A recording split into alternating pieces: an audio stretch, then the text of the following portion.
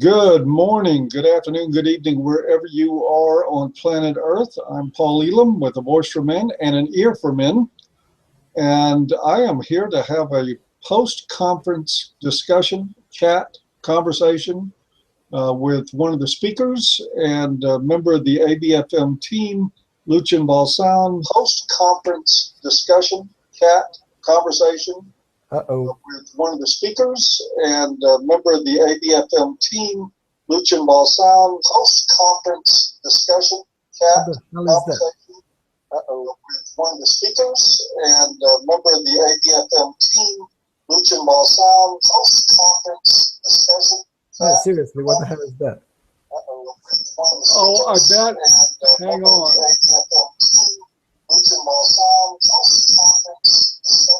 That's a serious fuck up. One of us has a browser open. I only have one browser. There you go. It stopped. Wow. Man, I got to introduce you like 5 fucking times at once there. That was amazing. Guys, I am talented. Who says men can't multitask? That is absolute bullshit, and we just proved it. Anyway, I'm talking to Lucian Valsan, the European News Director for ABFM. Hi, Lucian. How you doing, man? Hi there. Doing fine. Still recovering after London because I haven't got the time to sleep enough. But then again, I didn't come to London to sleep, so there's that. And I can bear witness to the fact that he didn't sleep. I don't think for the entire time. I, however, did get some sleep while I was there. In between lectures and beers, I took naps and things went just fine. So, why don't we start with this? The conference, in my experience, was like really good. Everything went off. All the speeches were ranged from decent to extremely good. And the timing of everything was excellent. And of course, just like we found in Detroit at the first conference, the after-hour stuff was really exceptional. All these people that know each other and know of each other for all these years getting together in one place, pretty remarkable experience. That was my side of it. Why don't you maybe talk a little bit about what it was like for you? Well, as far as I'm concerned, the organization itself was pretty much like a Swiss clockwork. I mean, it really was. It may seem a little bit, sycophantic to speak nice about Mike's organization, but it really was impeccable. I'm not joking. I mean, my experience with other events of similar nature, political and whatnot, it's usually far less on time. I mean, the fact that nobody went over time, the actual timetable given to all of us before the conference was respected almost to the T. I mean, it was at one moment there was a delay of 3 or 5 minutes, which is nothing at an event of such a huge magnitude. It usually goes into delays of hours. So in terms of the way it was organized, there's really nothing to say bad. And considering that I'm the person that always finds the bad stuff, it's really hard even for me to single out anything that was negative at the conference. I mean, the security was excellent. The registration process was fairly straightforward. When I landed in London, I was thinking, oh, I hope I have enough time to get to the registration and not have to queue up or something. No, everything went just smoothly. Now, admittedly, I cheated. I went a day earlier, but still. Well, I mean, that wasn't really cheating. You were a speaker and you're part of ABFM staff, and we were asked to be there a little bit early. But I have to agree with you. Mike did an outstanding job, and I'm sure he had team members helping him, but I was really surprised at how smooth everything went. I mean, every detail, getting through. We had a queue in Detroit, and things ran late on the first day because we were getting everybody registered. But for whatever reason in London, it was like things started boom, right exactly straight up at the time they were supposed to start with everybody seated, which is amazing for MRAs because, it takes us an hour and a half to decide where we're going to have a beer. Not whether we're going to have one, but where it's going to be. But he did a great job of it. the, some of the speakers that stood out to me were, one, honestly, and I'm not kissing ass, was you. I thought your speech was excellent. And I thought Janet Bloomfield did a really, really good job on her speech. And this is my opportunity too, Lucian. I can't resist, since, Lucian is a member of ABFM, came to speak at the conference. I just wanted to say now that this is obvious proof that Lucian is a left-wing plant. Destroy the men's movement, and there will be videos made on certain bald-headed guys' YouTube channels to prove that fact. Lucian, how dare you come in and usurp our movement with your leftist agenda? Actually, wait till Mike actually publishes the presentations, and I'll make an edit of that speech to make it sound like a Bolshevik speech. I'll do it myself. I'll incriminate myself. You're going to have to do a lot of editing of that speech. Well, it's not really that hard. I just have to pull out the intro and the outro of the speech and keep the core of it whenever I describe the method, and it sounds... Hey, man, this is how the left operates, folks. You want to see a left-wing Marxist fighter pilot, you're looking at one in a red shirt right now. That's yeah. his pilot uniform. Since we're at the politics aspect of it, I was surprised. Well, actually, not really that surprised, but the political leaning of the conference, I think, was pretty much obvious. Not just from the range of speakers, but also from the range of the delegates, which probably explains why certain left-wing YouTube commentators didn't attend at the conference. Just saying. Yeah, my heart was broken. Mine was too, absolutely. But as far as I'm concerned, most of the good memories that I'll probably retain 5 years from now will be things that happened after the conference most of the time. I mean, spending literally the entire night until I think it was 6 a.m., 5:30 a.m. We were outside in that bloody parking lot behind the hotel. There was so much alcohol in there that it was hard to count. But nevertheless, I mean, that was the better part of the whole thing. I have to say it, because as far as, at least for us, for the speakers, we already knew the intellectual part, and obviously for a surprisingly high amount of the delegates, most of the things were new to them, and that's great. That means most people actually learned new things. But from our side of the story of the speakers, the things that happened after every single day during the night was far more attractive, because we got to speak, without any sort of restraint. And I really mean it, without any sort of restraint. And I'm not talking about political restraint. As far as I'm concerned, I have no political restraint. But really, things like are hard to talk about in a YouTube environment. You never talk in a YouTube environment about things that we get to honestly talk and really go to the brass tacks of every topic that we approach.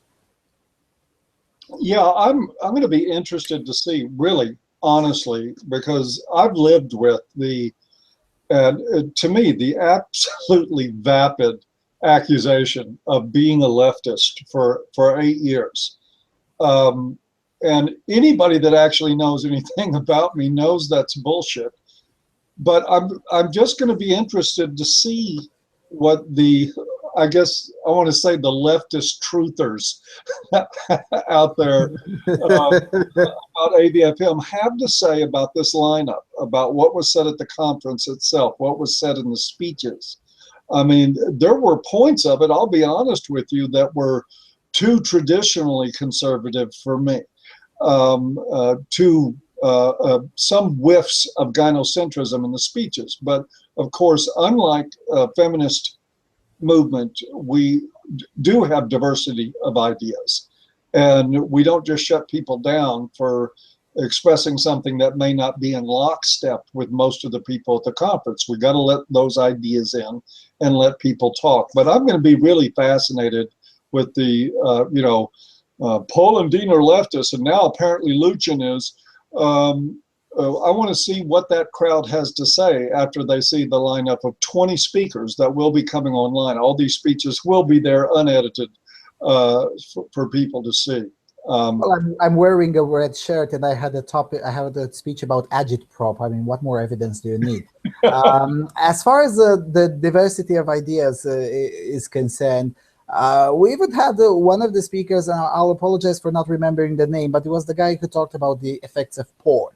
And first part of his speech was actually quite fit even for a feminist conference. So that was the degree of diversity of opinions amongst the presentations. Now, mind you, I liked his presentation till the end of it, but the first half of it, I was like, are you sure? I had the same feeling like, where is this going to go? Yeah, and then about halfway through, I went, oh, thank God. Yeah, then it started to make sense around the 15 minutes into the conversation. But the first 15 minutes, I was with a conservative guy at the registration in the other room where we also had good sound there. I literally listened to all the presentations, but I did not actually attend in the whole for all 20 of them. I think I was at 15 out of 20. The other 5 was how rude.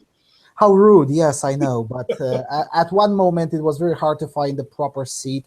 And I have to man spread. I'm big, so it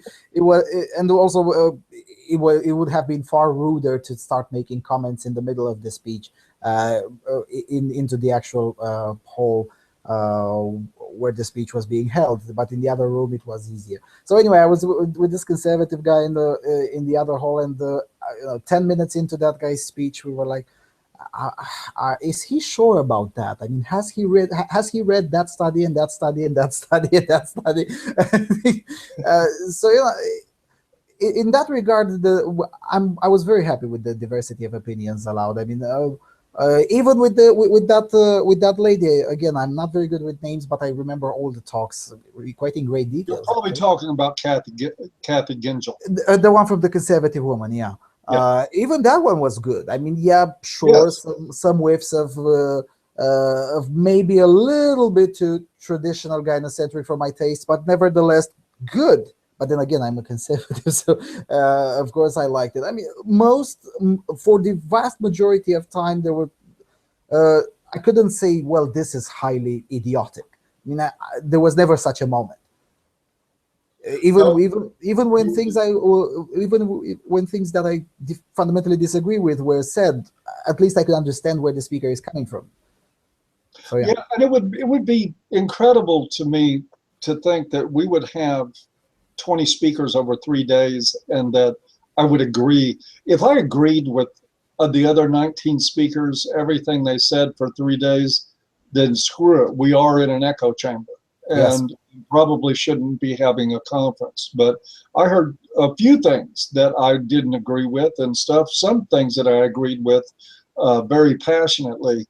But overall, I give Mike an A, actually an A+, especially for the organizational stuff and for the selection of speakers. It was a great event. And one of the things I want to add, and I'm curious if you had this experience too, is that, sometimes when, Lucian and I work together on things, and I work with and know people like Mike, and it can appear when we're not at a conference, you can get the feeling sometimes that you're talking into a void. But when you have strangers come up to you in live and in person and thank you for what you're doing, it's rewarding for that, but it's also it felt like a great reassurance that we're not just talking into an echo chamber, and we're not just talking into a void, but there really are people out there that are listening and being helped by this stuff. And it was, I think, kind of therapeutic in that way for a lot of the speakers who came there. Yeah, I can totally confirm that. The biggest shock to me was when quite randomly, literally, in just one Australian guy, I mean, he traveled all the way from Australia to London for this conference, and basically came just randomly to me and like, man, I love your show. I've been listening Voice of Europe for 3 years. Please don't stop. I never thought that there are so many, quite a lot of the people at the conference lauded my show. I thought nobody's listening to it. because it's a news show and it can become quite boring at one moment. I was a bit surprised by that, and I also was a bit surprised that certain people that have, at least in theory, a higher audience than I do, came in and told me that, look, I watch your videos religiously. Please don't stop. It's excellent. Absolutely. Yeah. And that is important to be reminded that you're not just talking to a camera when you're making these shows and making these videos, that there really is people out there that are hungry to listen to something other than BBC bullshit or what they will get on CNN or even Fox News in America or other news agencies across Europe. Because now, let's be fair, competing with the BBC in terms of quality of content isn't really that hard anymore, isn't it? no. Well, they still produce really pretty slick documentaries when they're not talking about politics, when they're actually just, doing something like Planet Earth or something like that. They do a stupendous job. But the moment they start expressing opinions about anything anymore, it's right straight into the ideological gutter. And there's no redemption there. I don't ever see the BBC redeeming itself from its path toward yellow, shallow, uninformed journalism and essentially lying to its audience all the time. It wouldn't be such a big problem if BBC would be advertised as, the main left-wing news station of England or of Britain. That would be fine. I mean, I don't advertise myself as a neutral researcher.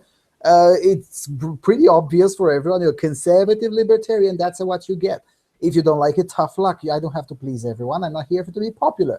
But when BBC comes off as the ultimate arbiter of the truth, and CNN does that thing too, and others, of course. When they come up with this kind of bollocks, that's when one gets annoyed. I mean, even certain leftists are getting annoyed by the relentless bias of news stations that they are starting to watch less and less. Well, and it's so much more extreme on the left. I mean, we do have the same issues on the right. I mean, you look at Fox News, their motto is fair and balanced, and that is absolute bullshit. I always thought it's ironic. Yeah. I always thought they were joking. They bring on Juan Williams every once in a while and Alan Combs and let them talk for 3 minutes, then tell them to shut the fuck up and get off the stage so that all the traditional conservatives can talk. It's not fair and balanced, and I wish that the same thing they did to Helen Smith and to many others on our side of the argument. Yep. They do that, but on the other hand, I'm not blaming them that hard because they have an MSLSD to compete with, so there's that. Well, it's like, fighting for the market share of stupid America is very important business, Lucian. There's a lot of money in that. I think it was George Carlin said, just, think of how stupid the average person is and then figure out that half the people are stupider than that. Yeah. It's a nasty business.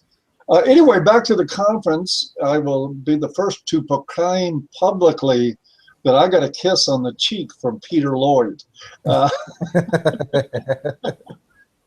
Sage Gerard got one too, and actually he got a longer kiss on the cheek than I did. But I think and Janet got even more than that. But I'll shut up now. Oh, you're going to cause trouble, dude. I know I will. It's not like I care or something. Oh, well, it was out in the open. Yeah. It was a conference. What happens in London stays in London. Basically, yeah. And we'll be saying that about the Gold Coast next year. Yeah, you will be saying that. Well, we're going to work on things. Part of the objective every time we do something like this is to, we're basically, despite allegations to the contrary, we're a very poor organization. We have to scrape for everything we can do. But when we have events like this, and we are going to have one on the Gold Coast next year, we do everything within our power to get ABFM staff and volunteers there if it's within our ability to do it. And this one won't be any different. We sometimes just have to figure out a way to get it done. because it's important. It's important to these guys, you know, as being one of those guys that's worked at this for 8 years, and you basically volunteer to put your neck on a chopping block and have people attacking you from both sides, but the narrative is changing because of this work, and I think that the people that are involved shouldn't be left out. That's just my opinion. It's not just that, but things tend to progress internally much faster after every single event like this. Because let's face it, most of the time we make this conference not necessarily for the general public. I mean, yeah, sure, there is the part for the general public, but there's most of it for internal business. And by internal business, I mean it does make a difference when you get to, you know, have a cold one, as Mike would put it, or you know, stay outside at 3 a.m. at a cigarette with someone you've been working for like 4 years or more. It does make a difference. Yeah, absolutely. And you know, even there was, I want to point out one example of a speech that I think made a difference too. Really, Lucian's right. 95% of the, I guess, the congealing of people who are working together and connection and getting to know people happens outside the speeches. But I got to point out that Anil Kumar of India did an absolutely fabulous speech about the model that they're employing that has spread to 60 some odd cities in India, or activism. We don't have anything like that anywhere else in the world. We don't have anything close to that anywhere else in the world. Yes, but I think I know why. One has to admit that the issues in India are simply far more extreme than they are in Europe and North America and Australia and whatnot. I mean, at the very least... Lucian, don't you know that Delhi is the rape capital of the world? No, it's actually Malmö, Sweden, but let's forget about that aspect. Yeah, no. When it comes to India, the issues are completely different, and different in the worst kind possible. And as a result, it makes sense that the topic is more popular and willing to and able to attract more volunteers. And also, let's not forget that India is a country of, what, 1.3 billion inhabitants, something like that. Yeah, there's just a few more than there is in yeah, the world except China. Yeah, it's pretty much like, you know, the 2 European Unions and a half, or 3 European Unions, something to that effect. Or 4 United States. So there is a difference in scale. Now, I have to admit that Anil's speech surprised me the least, and that's because I've been talking to Anil and to Rishab and other people from the CIF for years now, and I just simply knew. And one of the reasons is because when I speak with Indians, we kind of speak the same language. You know, both of our countries have been under Soviet influence. We suddenly decided to kick the Soviets out.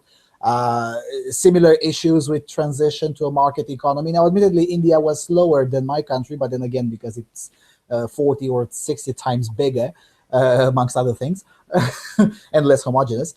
But nevertheless, we kind of do speak the same language. Whereas when Anil told me that, you know, on Monday, you were already in the plane heading home, but no, I left much later, and so did Anil. And you know, he told me that whenever he speaks with people that are not from Eastern Europe or China or India or Russia, he basically has to explain every single thing. Whereas when we two speak, we spend exploring the topic 30 minutes instead of 3 hours, because he doesn't have to explain to me all the chicanery that are. It's so complicated for Westerners. I was like, you know, how do you do it in 3 hours?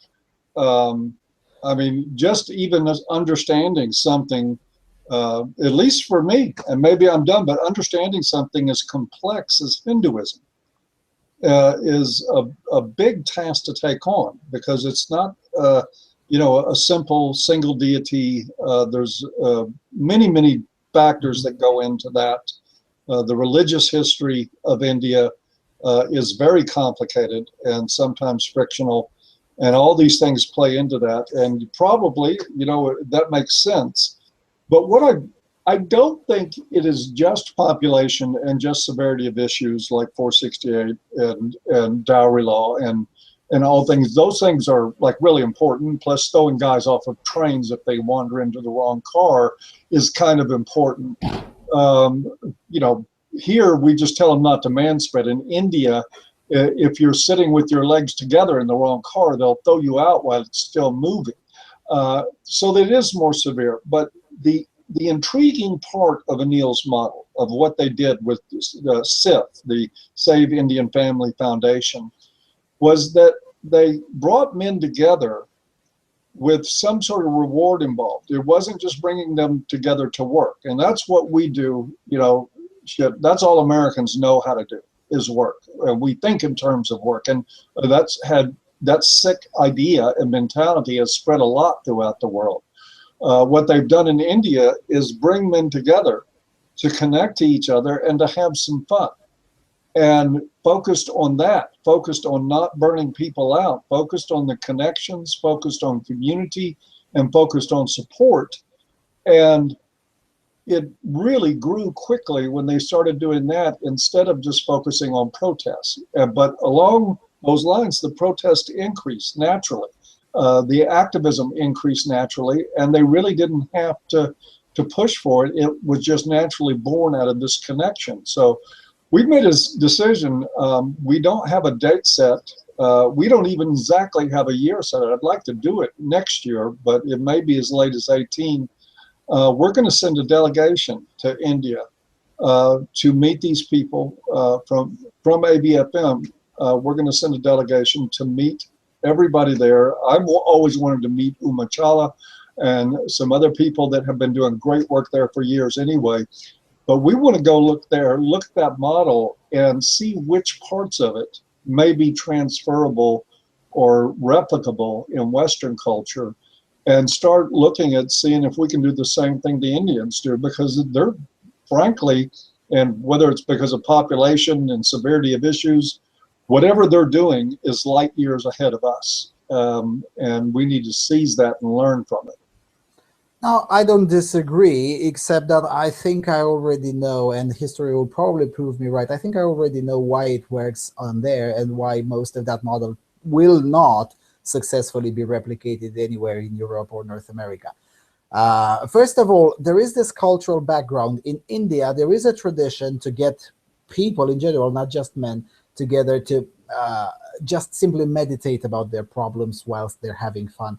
This thing has been in India for at least 2,000 years, probably more.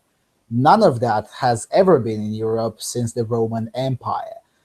So you know, there is a few thousand years gap between between our culture and theirs.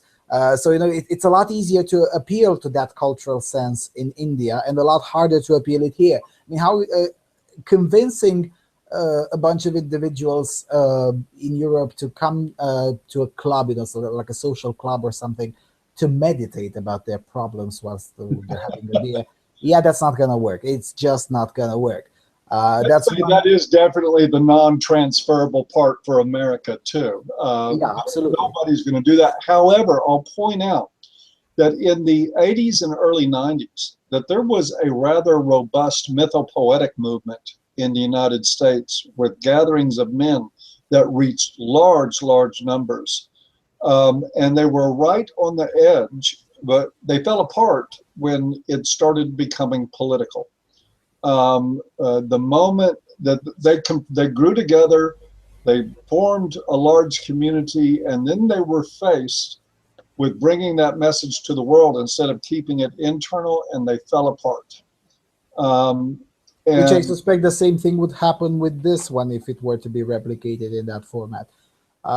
Maybe so. I think it was because the mythopoets were busy sitting around beating drums and not to be humiliating, but crying about their mothers around campfires and giving themselves Native American names, which I found particularly just gross for somebody. I mean, and again, I'm not into the victim culture thing, but you know, it is a cultural fact here in America that we pretty much just decimated, and us and disease decimated the Indian population quite a bit, and took everything. And now to do that and then start calling yourself Laughing Fox. Little bit in my ears. I don't know. I don't have any opinion about that. I really don't care. What I do care is whether it can work. And history has taught both of us that whenever such attempts are being made, the best approach seems to be the only one that has been proven to work in the last 100 years of history of the men's rights movement is when you actually have a dictator. When you actually have an individual with whom the buck ends. That doesn't seem to be the case in other cultures that are, I would even dare to go as far as to say more collectivistic. Maybe not significantly more collectivistic, but collectivistic enough to allow, emerging of various models like we've seen in Anil's presentation. And I'm sure that works impeccably in India. And that was one of the things that I questioned about the applicability to, particularly in the United States, is that, men's issues groups that run by committee here, I just look at my watch and start ticking down until they break out in a fist fight and call each other whores and go in their own direction. They don't run that way. They fall apart every time. And I mean, I don't mean most of the time.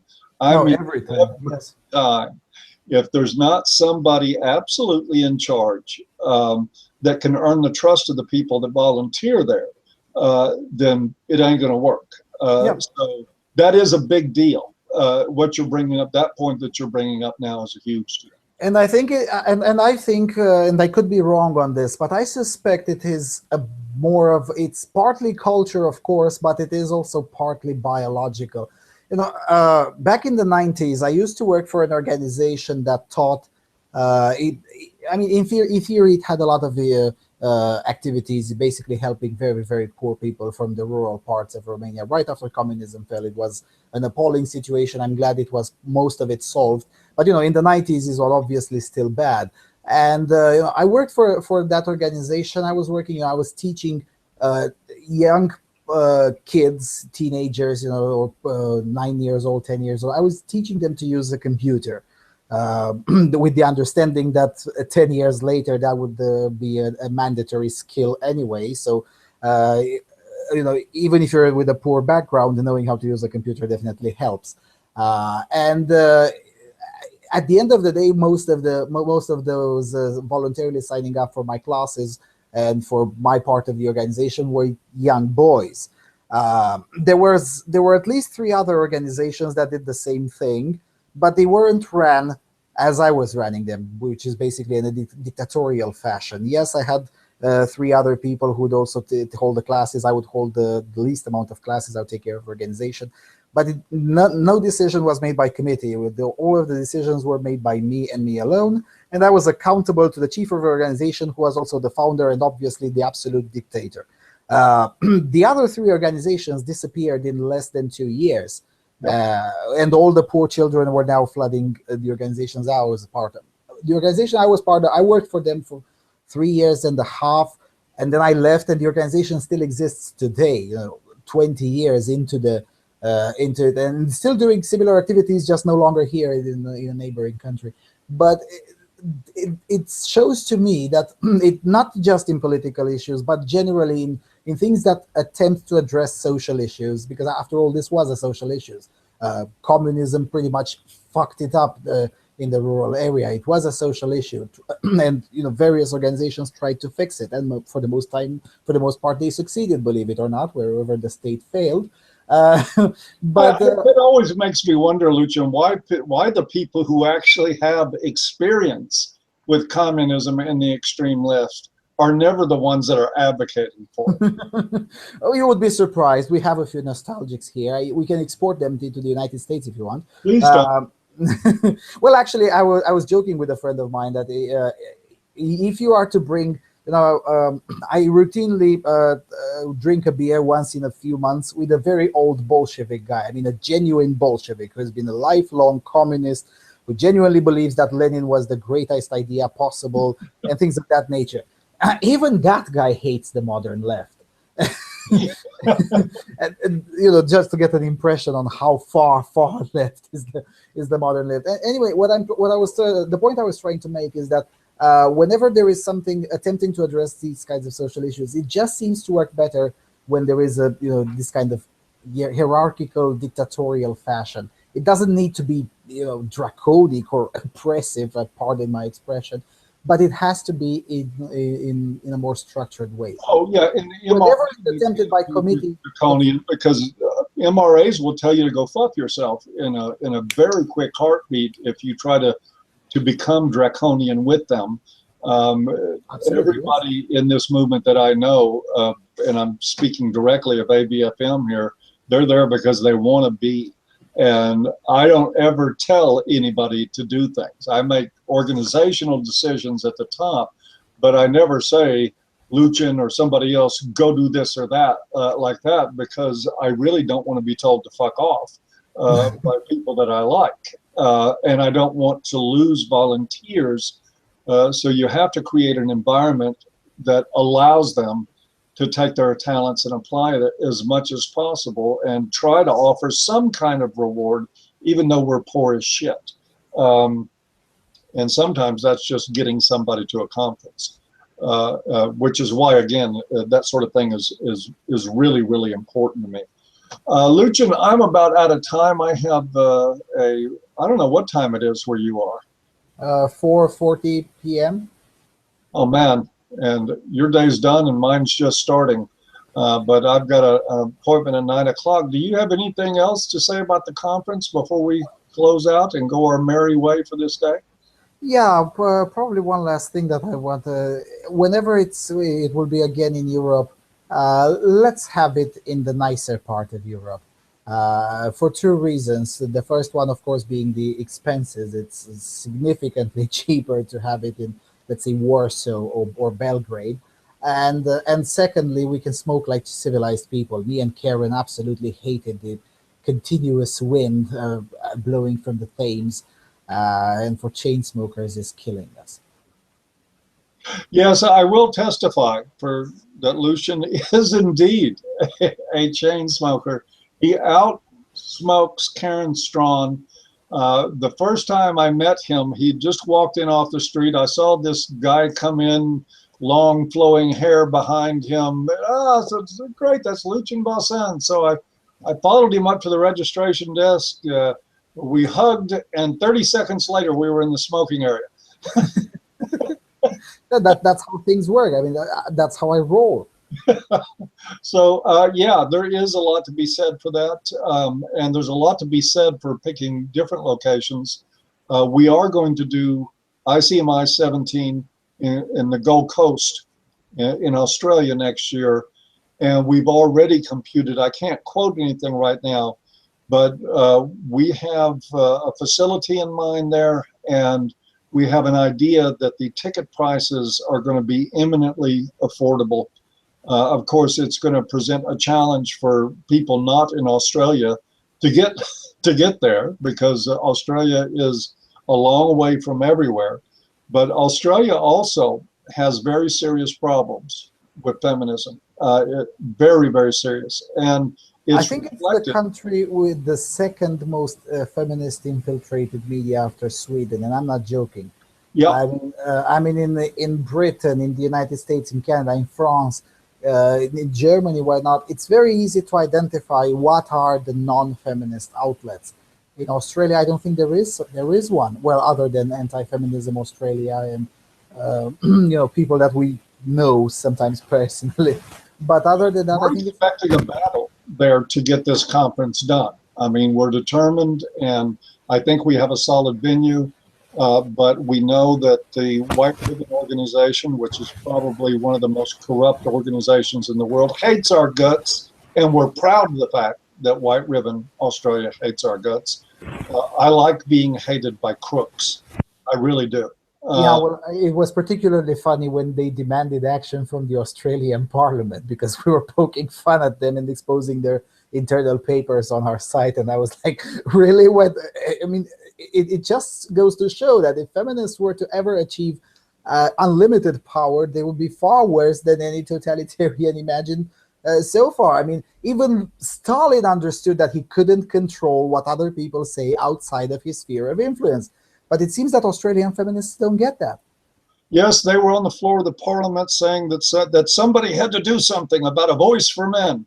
And it was like it did not occur to them that there was nothing that they could do about a voice for men. And all it did was bring more attention to the site from more Australians. Australians constitute a disproportionately large amount of traffic to ABFM. They're a country of 22 million people, and they're like one of the third or fourth ranked country that visits the site. It's a very popular website there. So there is a need in Australia to have it. We feel strong enough after this last conference and with the way things are going that we're going to go to Australia and we're going to have a conference there. And we're not going to be silenced about it. And, you know, who knows what things come. We found out in the first conference that people can pull strings, and we know the media is going to come after us, and we know that White Ribbon is going to try to do their thing. Well, but by the way, a little preamble. I'm shooting a video later today about White Ribbon. I'll say White Ribbon. I'll say legal action. That is coming as we speak, and I will say resistance and fighting, but you'll have to wait till later today, till after I shoot the video, to get all the deal on it. It involves Aaron Pitsey, White Ribbon Australia, and yours truly. And yeah, I already know what this is about. It's going to be glorious for sure. Yeah, so expect that today, folks. I will be in here in my office shooting that video. And we are not pulling punches, and we are not playing with crooks. That's all I'll say for now. All I have to worry now is that if I come to the next conference, I'll just have to fly 25 hours or something like that. Yeah, it's 20 hours, or I don't know. No, it's a lot more from here. For me to get to India, it's only a mere 14 or so to get to Australia for me. It's a lot more from here, and with 3 stops, it's going to be madness. Quit whining, Valsan. It's 25 hours without smoking. I told you he was a leftist. They always give themselves away by whining. Yeah. Okay, I've got to run, Lucian. It's been great talking to you. It was really, really an honor and a privilege to meet you in person. You know, we don't get many chances like that in life, and that was sort of a bucket list item for me. So now I can say that I have met Lucian Valsan, and just like people told you at the conference, keep doing your fucking shows, man. Keep hammering at what you do. You're good at it, and you're good for people. All right. Thank you, I guess. Oh, yeah, you humble bastard. You should stand up and take a bow. With that, I'm going to wish everybody a great day, and I'll be back on the air on an Ear for Men channel with a produced video later today, and I'm wishing you all a good one, and we'll see you next time. Bye-bye.